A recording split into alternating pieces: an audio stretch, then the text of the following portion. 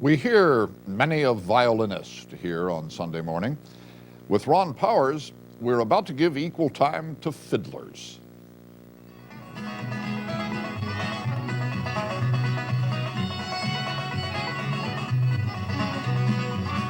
Is it true that I've lost you?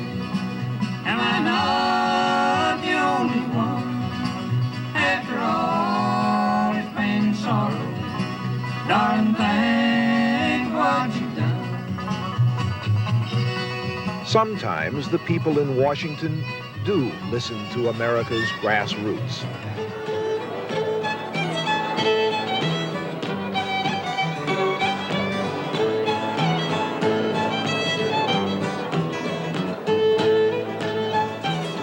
These folk artists were invited to Washington not long ago by the National Endowment for the Arts. They were awarded National Heritage Fellowships in their respective fields. That's bureaucratic talk. What these people do is keep alive America's memory, as expressed in its music and dances and stories and crafts. People like Ralph Stanley. I was about 10 or 11 years old. I lived on a little small farm in the county here, along with my brother Carter and my mother. Her family played some music. They all played the banjo.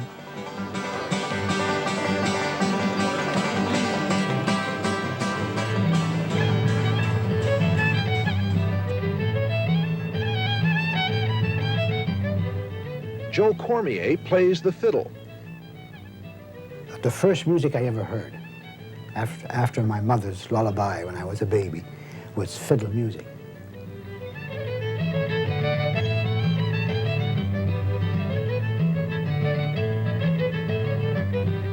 Cormier learned to fiddle on the island of Cape Breton. It's a part of Nova Scotia, but there's a strait that's separating the mainland of Nova Scotia with Cape Breton. When I was a kid, the fiddle was the main instrument. And there was no communication, there was no TV, very few radios, so you did your own entertainment.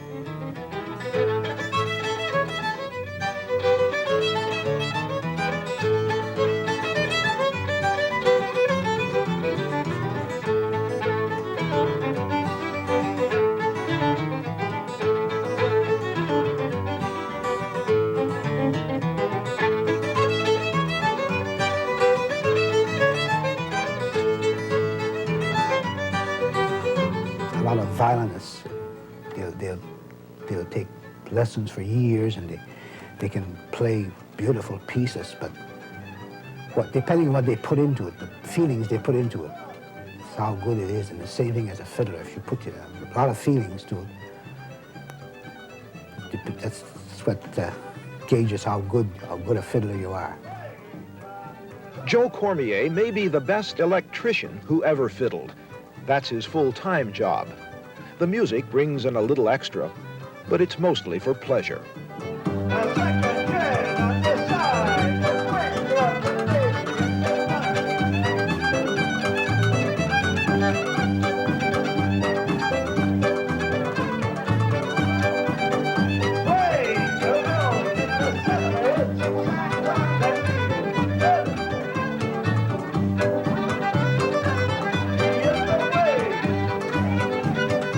Joe brought Cape Breton fiddling to the dance halls, like the French-American Victory Club in Waltham, Massachusetts.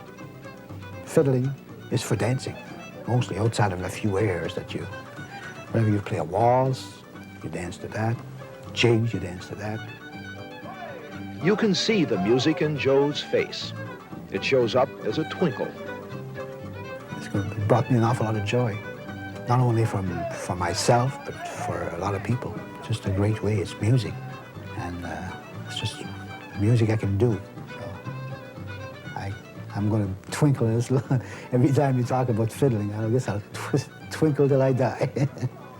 If Joe Cormier preserved the Cape Breton style of fiddling, Ralph Stanley is the savior of bluegrass picking. Listen to this old banjo ring.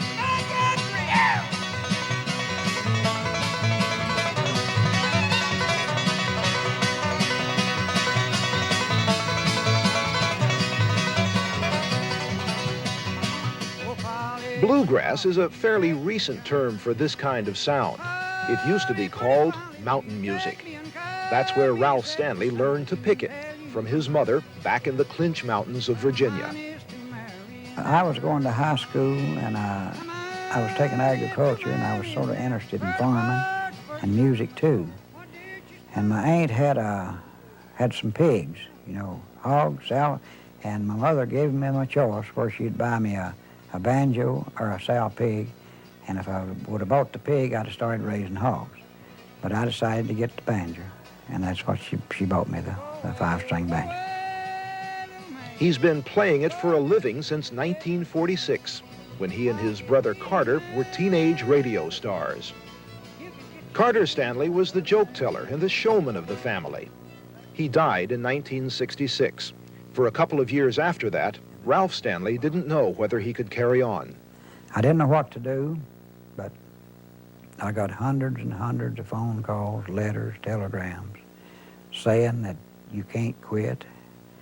We're still behind you. We've always been behind you, and now we'll be behind you more than ever because we feel like that you need us. And that's exactly what the public has done, and I appreciate it, and I hope I never let them down.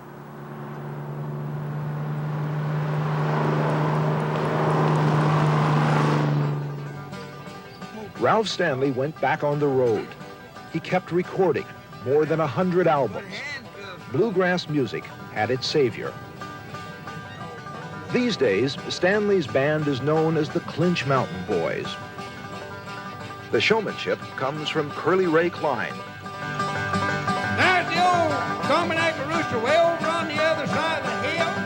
He's teaching that little old veiny rooster how to crow. Here's that little rooster.